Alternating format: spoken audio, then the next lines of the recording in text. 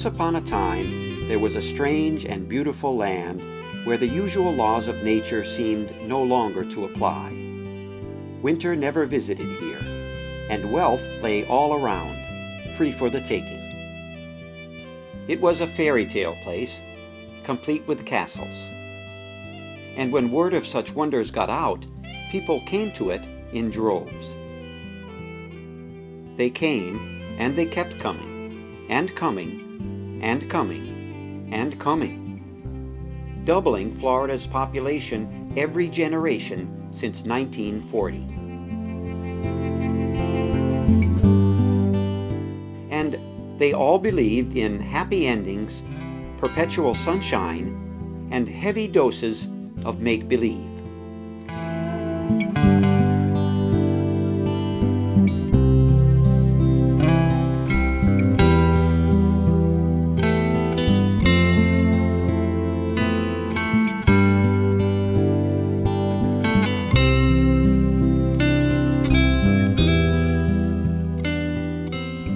It's no accident that the first Europeans came to Florida looking for the impossible, because people here have believed in the idea of something for nothing ever since. This free ride mentality is most extreme in our state's institutionalized enthusiasm for growth.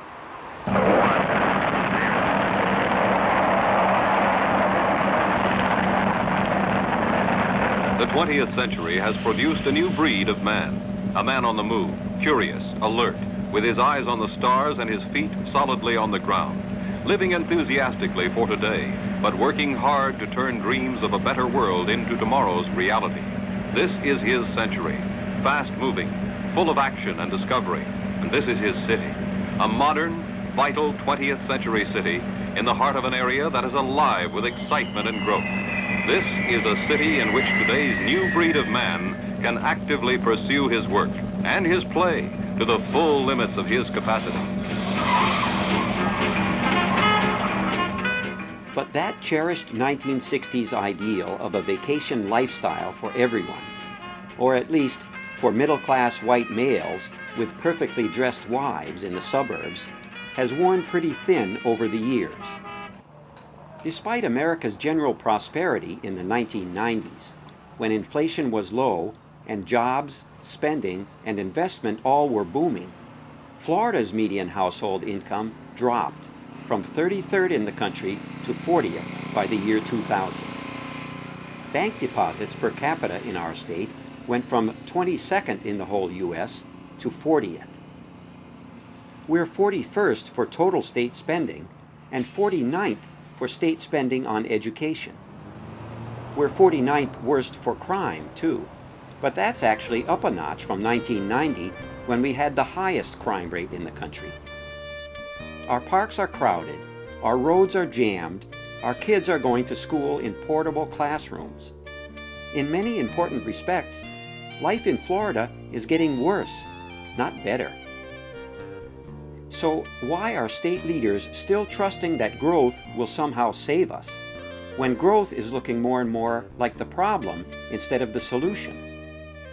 Old-fashioned boosterism at least paid lip service to quality of life issues, like education and protecting the environment. But we'll never reverse Florida's lifestyle decline if we keep believing in fairy tales when we plan our future.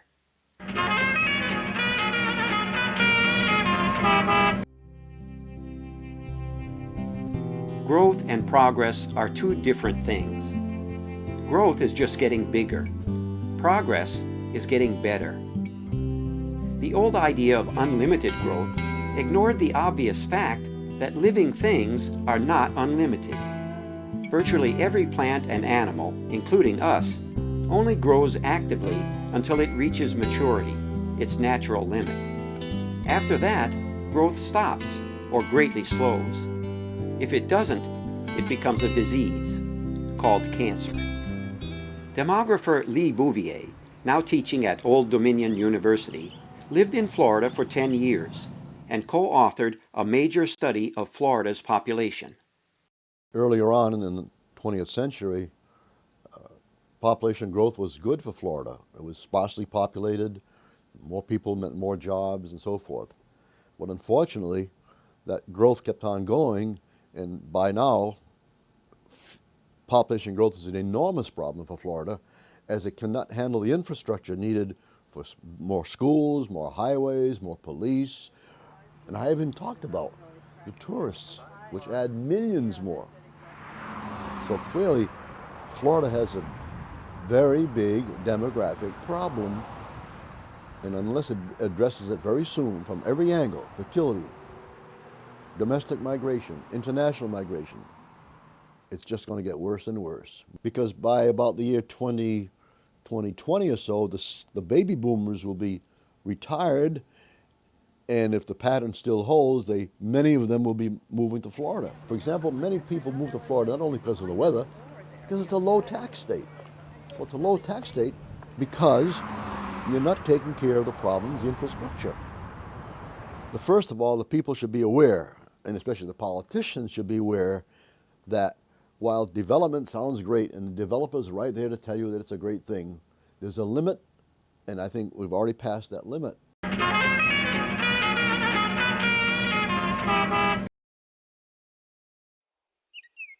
As overbuilt as Florida is now, land with no houses on it isn't wasted.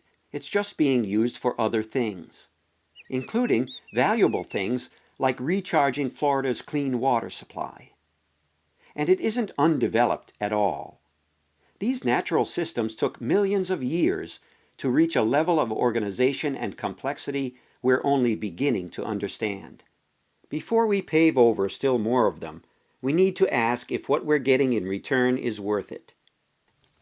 Studies of how we spend our tax dollars show that residential development typically costs about $1.30 for every $1 received in taxes. The same area of vacant land costs only 30 cents for every tax dollar because it uses less services. Natural scenery is as important as theme parks for Florida's tourist-based economy, and it costs our taxes less than a quarter of what residential development costs. That should make a difference in the way local governments do business, but all too often it doesn't. Many of us, like Jody Rozier, think we've already lost more open land than we can spare. In the term that you see around the nation, a greenway is a corridor of habitat for wildlife movement. It's an area along a river system, a flowway system, so wildlife can move through that. But in Orlando, where I grew up and was born in Orlando, several years ago, the Department of Transportation Turnpike District comes to the community and say, we're going to put a greenway in. But in this case, it was a new 6-lane highway with several toll facilities going through habitat areas across a Lake Jessup through its wetland system, and they tried to sell it as greenway as if it was something good. But those of us who lived in the area realized its real name should be Greedy Way, because it costs a lot of money to run, but also everything that's come in afterwards. There's malls, there's cookie cutter subdivisions, we call them. Every little road that led to the greenway has been widened to 4 lanes. This one little road I can't even drive on anymore because there was this beautiful gigantic oak tree in the middle of it, on the side of it. Now that's totally ruined. There's a million stoplights. And what happens is realized that this beautiful area, Oviedo, is not a small town anymore. It's ruined, and it hurts.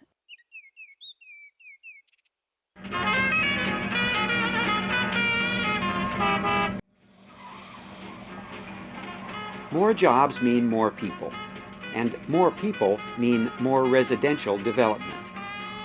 Jobs will only benefit a community if they bring in enough taxable income to offset the added taxes for the more roads and more services needed.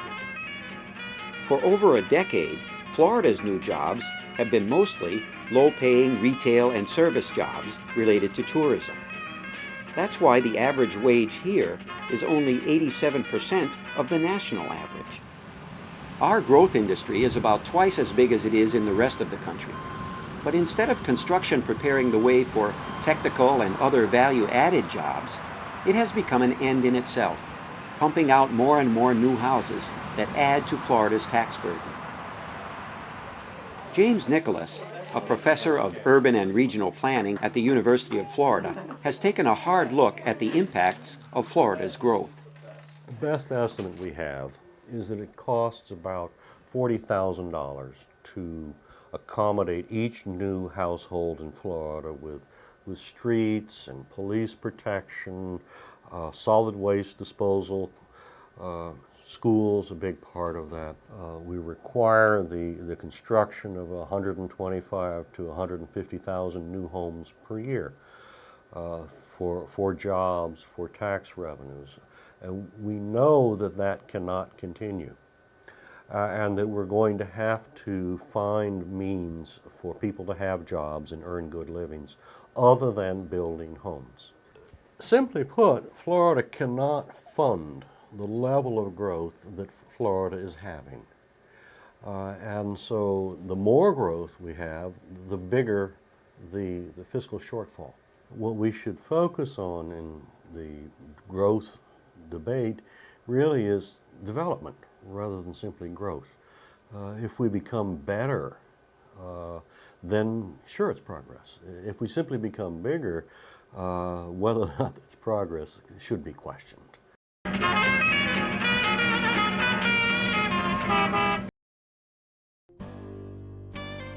Every day during the 1990s, our state grew by 834 people. That's a faster rate of growth than in Mexico or India. Every day, we converted 417 acres of fields and farms to urban use. Every day, we needed over 140,000 more gallons of water. We could make fresh water from the sea, but that's expensive. We can't even afford the projects we're committed to right now. It's stringing the old milk bottles together time. People were getting ready to go get the water uptown, the 30 cents a gallon drinking water. Even though we have a water softener on our well, when you take a bath, fill a bathtub up, it looks like you're bathing in iced tea. Richard Rancifer lives in Land O'Lakes, Florida, a town once famous for its water. Now he, like thousands of other Floridians, has to bring his drinking water home in bottles, like a villager in some third world country, because overdevelopment has ruined the water in his well. The water problem here in Pasco County is getting a little more serious every year. We have a serious problem with the quality and the quantity of water.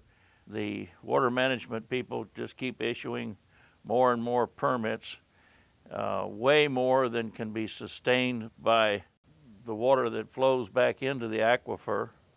We've got some areas here in Florida that are real disasters. One of them is Cruz Lake. Used to be around 20 miles long, and now it's maybe a half acre. And the main reason is that we've got water well fields all around it. They're sucking up all the water. And there must be at least 125,000 permits for new houses have been let. And there's no way that we can furnish that money.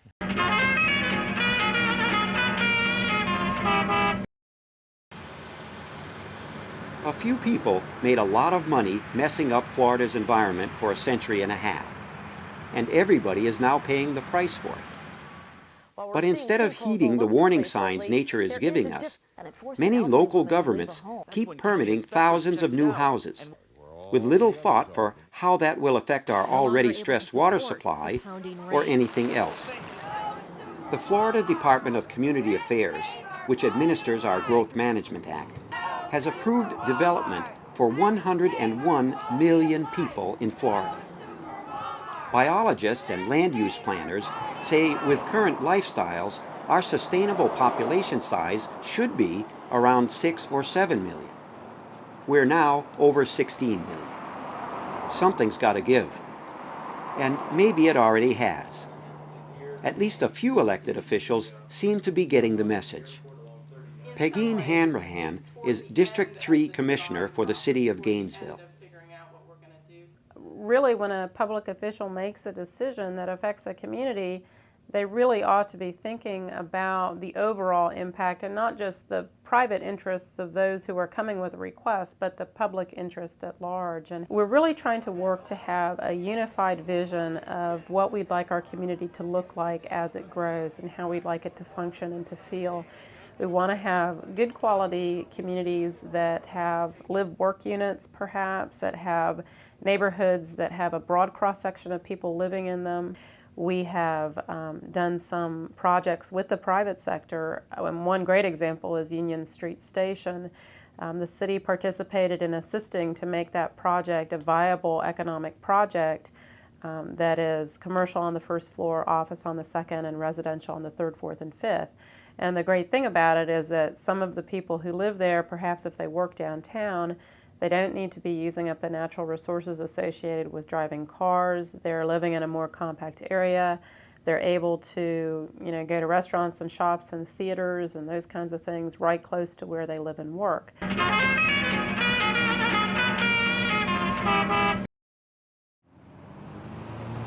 Of all the fairy tales about growth, the most damaging for our future is the idea that we can't do anything about all this. All over Florida, all over the U.S., people are speaking up and taking action, and it's having an effect. Just ask Clay Colson of Pasco County. Citizens for Sanity formed basically because our county commission was approving development that was not consistent or compliant with the comprehensive plan and with the area in which we lived. They were about to put in a development that was 1,520 homes on 40 by 100-foot lots without providing the necessary schools for that or services to these people. And we realized from the more we looked at it that we were actually going to be shouldering the burden of all these new homes coming in. We would be paying higher taxes, higher property taxes. As we went forward to just fight this one development, we realized the problem was much greater than just this particular development, that this was a problem that went out through our entire county, and that our county commission for some time had not been following the growth management rules that were there. So it was pretty simple for us to go to court and win this in administrative hearing, which actually the county decided to settle on before we ever got to the actual trial. Your tax dollars are providing the services that keep the growth industry going. The bigger the town, the higher the taxes. This isn't rocket science. But our government, especially our local government, is supposed to be of, by, and for the people, improving our quality of life. Is growth really making your life better? There's one coming up. Up there. Oh, I want a picture. Where the alien touches you. Oh, there's a baby. Look at the baby. Florida still is a strange and beautiful place, and the castles, or at least some of them, are real. But we need to open our eyes to what's happening around us. Florida's addiction to growth, like any other addiction, is a road to ruin. We'll never live happily ever after until we find another path to the future.